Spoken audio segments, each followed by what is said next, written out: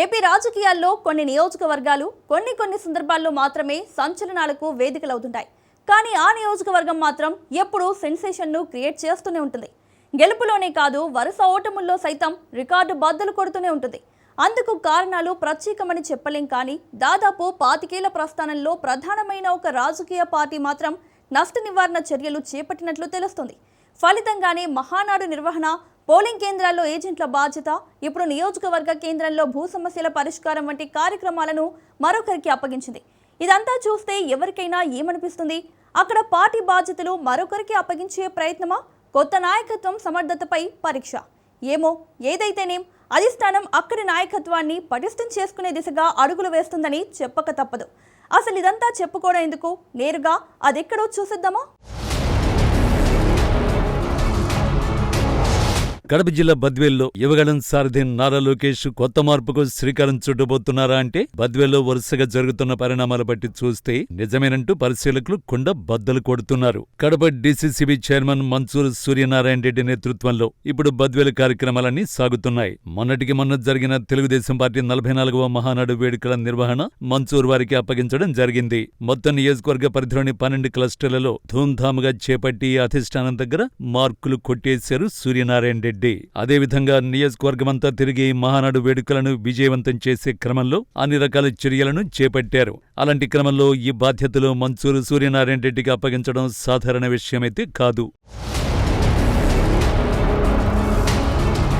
మన్సూర్కు మహానాడు బాధ్యతలు అప్పగించడం వెనుక పార్టీకి సంబంధించి పెద్ద తతంగమే నడుస్తోందని రాజకీయ విశ్లేషకుల అంచనా. పార్టీని బలోపేతం చేసే దిశగా లోకేష్ తీసుకున్న నిర్ణయంగా మన్సూర్ ఎంపిక అంటూ చాలా మంది విశ్లేషించుకుంటున్నారు. అంతేకాదు, నెక్స్ట్ ఎలక్షన్స్ వేదికగా బలమైన పోలింగ్ ఏజెంట్ల నియామకం కోసం రాష్ట్ర వ్యాప్తంగా జరిగిన సమావేశానికి సైతం అధిష్టానం నుంచి మన్సూర్ సూర్యనారాయణ రెడ్డికి పిలుపొచ్చింది. ఆ కార్యక్రమానికి రాష్ట్రంలోని అన్ని నియోజకవర్గాల ఎమ్మెల్యేలు, పార్టీ ఇన్ఛార్జీలు, మంత్రులు అందరూ హాజరయ్యారు. ఇక బద్వేల నుంచి మన్సూర్కి ఆహ్వానం రావడంతో అక్కడి పరిస్థితులు మరింతగా వేడెక్కాయని చెప్పక తప్పదు.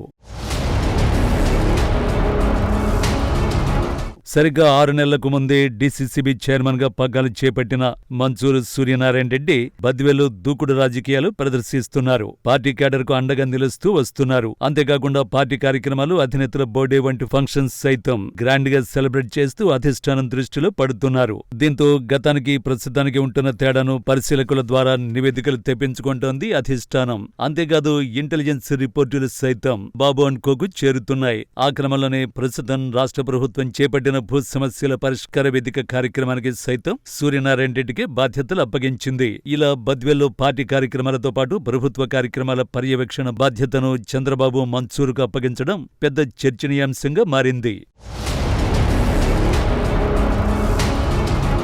మహానాడు వంటి ప్రతిష్టాత్మక కార్యక్రమంతో పాటు మిగతా వ్యవహారాలు మొత్తం ఆయన చేతుల్లో పెట్టడాన్ని బట్టి చూస్తే పార్టీ అధిష్టానం మన్సూర్పై ప్రత్యేక దృష్టి సారించినట్టుగా సంకేతాలు కనిపిస్తున్నాయని చెప్పుకోక తప్పదు. దీన్ని కేవలం సభల నిర్వహణగా కాకుండా నాయకత్వ సామర్థ్యానికి పరీక్షగా కూడా చూడొచ్చు అనేది రాజకీయ పరిశీలకుల అభిప్రాయం. ఎందుకంటే మహానాడు అంటే జెండాలు మోయడం, బ్యానర్లు కట్టడం కాదు. అది క్యాడర్ మేనేజ్మెంట్, ఆర్థిక సమన్వయం, రాజకీయ చాతుర్యం, వర్గాల మధ్య సమతుల్యం, ప్రజల్లో ప్రభావం అన్నింటిని పరీక్షించే వేదిక కావడం గమనార్హం. అలాంటి బాధ్యతను మన్సూర్కు అప్పగించడం ద్వారా పార్టీకి కూడా ఇది నూతన ప్రయోగమనే వాదన వినపడుతోంది.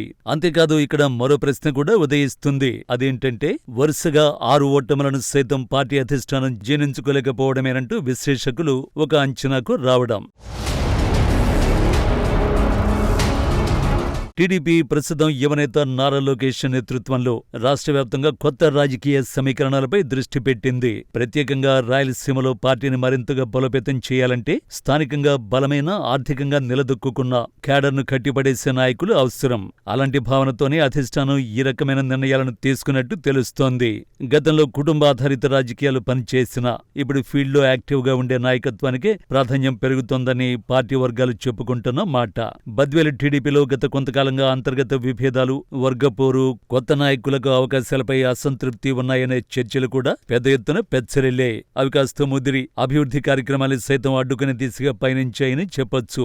ఈ పరిస్థితుల్లో మన్సూర్ను ముందుకు తీసుకొచ్చి పార్టీ బలాబలాలు పరీక్షించే ప్రయత్నం జరుగుతోందని రాజకీయ పరిశీలకులు అభిప్రాయపడుతున్నారు. కాగా మన్సూర్ ఆశిస్తున్న బద్వేలి టీడీపీ ఇన్ఛార్జి పదవిపై పార్టీ అధిష్టానం ఇప్పటికే ఓ నిర్ణయానికి వచ్చినట్లు తెలుస్తోంది. ఇప్పటికే రాష్ట్ర వ్యాప్తంగా రాజకీయ చర్చలు 2029 ఎన్నికల చుట్టూ తిరుగుతున్నాయి. ఇక చానాళ్లుగా కాదు 2.5 దశాబ్దాలుగా ఓటమి అంచున ఉంటున్న టీడీపీ విజయం కోసం అరులు చాస్తోంది. ఈసారైనా బద్వేల్లో పసుపు జెండా ఎగరేయాలని టీడీపీ బలమైన కాంక్షగా ఉంటోంది. ఆ బలమైన కోరికను నెరవేర్చుకోవడం కోసం మన్సూర్ సూర్యనారాయణ రెడ్డికి అప్పగించే అవకాశం ఉందంటూ విస్తృత ప్రచారం జరుగుతోంది. ఈ అవకాశాన్ని విజయవంతంగా వినియోగించుకుంటే బద్వేలి టీడీపీ ఇన్ఛార్జి పదవి మాత్రమే కాదు, భవిష్యత్తులో ఎమ్మెల్యే అభ్యర్థిత్వ పోటీలో కూడా ఆయన పేరు బలపడే అవకాశం ఉందని పరిశీలకులు బలంగానే వాదిస్తున్నారు. ఇక చివరగా ఒక్క మాట, బద్వేలు రాజకీయాల్లో ప్రస్తుతం నిశ్శబ్ద వాతావరణంలో గుంభనంగా ఉంటున్నాయి.